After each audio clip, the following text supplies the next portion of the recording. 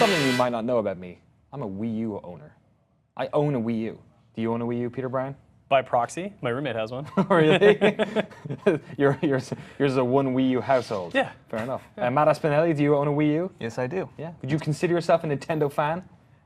Kind of. Yeah? A little bit. What was it that got you to buy a Wii U? Actually, the main reason why I bought a Wii U was for Bayonetta 2, actually. Oh. Yeah. Good shout. A 10 out of 10 on GameSpot.com. Yeah. You know, before we started handing them out like fucking candy. It's a new regime, Danny. Get used to it. Get out of here, Van Ord. The Peter Brown era. Kevin, I miss you. What was it that made you get a Wii U? Well, I didn't someone get a I Wii U. I associate. moved into an apartment. But I moved into that apartment because it had a Wii U. Okay. Yeah. Is this Josh's Wii U? Yes, it is. Josh, why did you buy your Wii U? Wind Waker. All Yeah. right. Good shout. But if I didn't have one to use, I would buy one. And why would you buy one, Peter Brown? Well, partially because it's my job, but I think Nintendo has a ton of excellent exclusives, and that obviously you can't get anywhere else because they're Nintendo and they're exclusive, and there's such interesting games, and Mario Maker is one of them. The most recent one I think is probably underestimated by the audience at large, who's probably looking in like, okay, it's a Mario game where you can drag and drop items, big deal. But huge implications in terms of like, you know, the amount of gameplay you can get out of a single game and how creative, you know, different people can get, and you can sample that creativity, you know, from people around the world. And to me, that is a very enticing thing.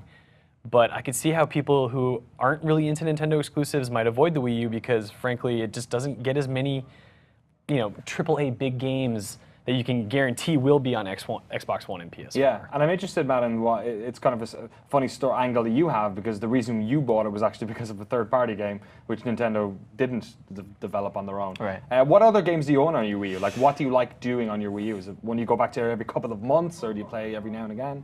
Well, other than Bayonetta, I think I own Wonderful 101 as well. Okay. But, like, I do buy like a couple like Nintendo games from time to time. One of the major series I'm more of like a fan of is The Legend of Zelda, of course. But the system isn't really one I like always constantly come back to. It's just it's only whenever like, you know, they'll release some kind of charming, cute, adorable sort of like new like exclusive title that I'll be like, okay, it's time to go play the Wii U again. It's like a tentpole game sort of system. It's like sometimes I kind of forget I have one for a little while, and then something comes out like Mario Maker, and it's like, oh great, I get to play this for a couple of weeks. Or like Mario Kart was another great game which everyone was playing forever. Like New Super Mario Brothers was kind of a little bit okay. It's like tuning into like a TV channel you'd never watch because they're playing The Thing or something. You know? Like, oh, I love that movie. I'm gonna tune in just for this, and then quietly never return. So it sold 10 million units. It came out November 2012, actually now. So like almost 3 years ago. Yeah. The PS4 comparatively has sold 25 million units. The Xbox One we don't know exactly, but we're around the 15 million mark. People are thinking. What do you think it was the sort of the reason why the Wii U didn't catch on, Peter? What is it that sort of, considering the massive success of the Wii, didn't carry over for the Wii U? There are three reasons, I think.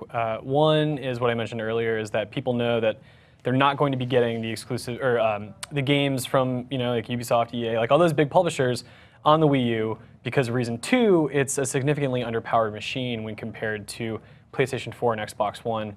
And obviously it came out sooner, but people understood that those consoles were coming. Yeah. And I think when they coupled that with the other fact I just mentioned, they probably decided to wait for the more powerful system. But lastly, I think the gamepad is sort of an underwhelming offering, considering they're following the Wii with the Wiimote, which was such a revolutionary thing to do. Even though it didn't make sense at first, it caught on, and I think people were expecting something that would match that or trump that. And what they got was a very uncomfortable controller that is a slow tablet. Yeah. So yeah, I think the entire thing is underpowered and was perhaps rushed to market. It's tough to say, but that to me is why the Wii U just isn't doing so hot. It's interesting about the tablet because I have friends over on the weekend who don't play games, and they sat down in front of my television. It's all these consoles sitting there, and she points at that thing and she said, "What the hell is that?" And I'm like, "Oh, it's the Wii U." And she said, "Oh, it's like an iPad for your Wii." And I was like, "No, it's a different thing." And she's like, "Oh, so it's like they made a portable version." I'm like, no. There's an actual console here. This is the controller. And like, just the fact that it took 3 questions to try and communicate like what that is. Matt, is there any game, like, do you have any future for your Wii U? Is there any game you're looking forward to that's coming out over the next, like, does Mario Maker interest you? Oh, yeah. I mean, I'm definitely interested in picking up Mario Maker, but other than that, just the next Legend of Zelda game, to be honest. Which do you think it'll come out on the Wii U? Yeah, I mean, that's what they've been saying. We may have just a Twilight Princess scenario where it does come out on the Wii U and on the NX, but we still have no idea what the hell the NX is, so it may just be a Wii U title. Yeah. Did you have any sort of idea or any sort of insight or maybe just a gut feeling on when we'll see the NX? Do you think it's something we'll see at E3 Shigeru next year? Miyamoto told me yesterday, Christmas 2016. Is it something you think we'll see at E3 next year? Like, they've been talking about it for a couple of years now. Well, a year and a change. We're either going to see it at a Nintendo Direct during a slow point in the year, or we're going to see it at E3.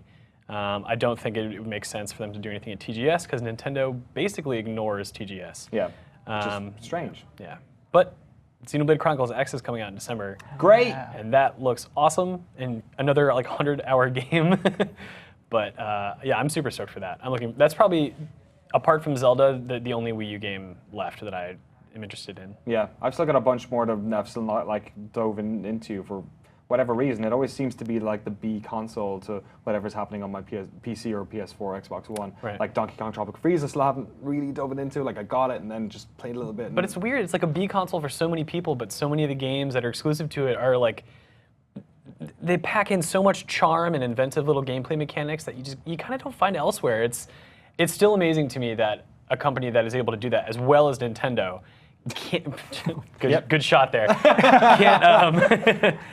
Can't find a market for these games, and it's just the changing face of gaming becoming more mainstream, I think, where people want the Hollywood experience, and Nintendo just hasn't really captured that as well as other publishers. Yeah, and when you think about some of the directions in which sort of, I don't know, like the other consoles are going with like a bigger support on indie games, like sort of bolstering their lineups, and like the massive growth we're seeing in PC with like smaller type games and like games that people play for years and years. Like it's almost like the Wii is tapping into, like it's almost like there's a communication problem where people of our generation get why the Wii U works or the Wii works, but for the younger crowd, it's just this weird relic of a sort of an older type of video game. I will tell you this though, my nephew, who is, I'd say 7 years old, all he wants for Christmas is a Wii U. No, really? That is the only thing he wants. Bayonetta 2. He wants it primarily for Skylanders, Disney Infinity, but also Splatoon. Splatoon is something that has really resonated with him, and I talk to him once in a while, and a lot of his friends play that game.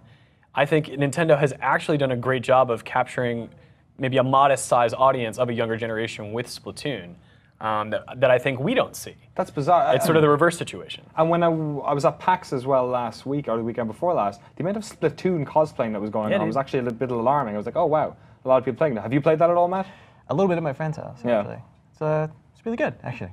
It's just like, it seems to have like a set of like a decent amount of games. It's getting bigger and bigger and bigger, but I just feel like the closer we get to the NX, the least chance this console has. Like, are we sort of like, we're done with growth on Wii U? Like, do you think people are going to pick it up over the next year or so before we hear more about the NX? People will pick it up, but that's not going to be enough to really create like a trend, like an upward trend in sales, right? I mean, I think, Nintendo is still making money off the Wii U with game sales. I think that's evident. Their hardware at this point is so outdated that I'm sure it's really cheap to produce. And of course, they're making a lot of money with the 3DS and those games. So, I mean, it's not killing Nintendo, but I think they're giving it as much support as they need to up until the NX is available, but I am concerned about the NX. I mean, it's hard to see how Nintendo is going to turn things around when it comes to the perception of such a large audience, like millions of people day one, not over the course of 4 years with a trickle of games. They have to do it day one, and if they don't do it this time with the NX, it's probably gonna be their last console. Do you think a post-Iwata Nintendo will struggle even more because of that? Why'd you have to bring that up? Like you think about it, like he was such a massive, of course. windsock or guiding element to their company that like you have to imagine like he was really like, deep into the NX. I don't imagine that he is the linchpin. Obviously his absence is going to leave, a void in Nintendo and how they do things, but But I think they have the ability to do something intelligent if they take their time and do things right. I mean, we saw Sony do it with the PlayStation 4. They went to Mark Cerny to develop that hardware because the PS3 was a complicated, expensive system to develop for. So if Sony can turn it around hardware-wise by taking a different route, I think Nintendo can as well. But I don't know if they will. Cool. I guess time will tell. Matt and Peter, thank you so much for coming on, talking a hell of a mess about Mario Maker and the Wii U. Let us know what you think about the Wii U. Do you play one yourself? Do you own one? Do you own one and not play games? Or are you playing Mario Maker right now? Let us know in the comments below. Bye.